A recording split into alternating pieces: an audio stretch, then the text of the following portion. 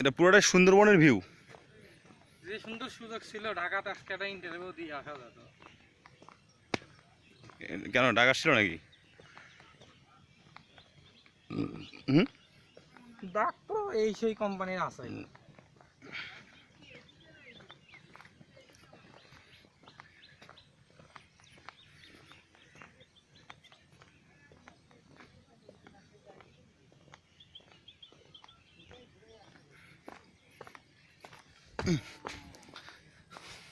হাঁটতে হাঁটতে তো বেলা ডুবে যাবে। আসেন না, কোন দিক থেকে যাবো ভাই?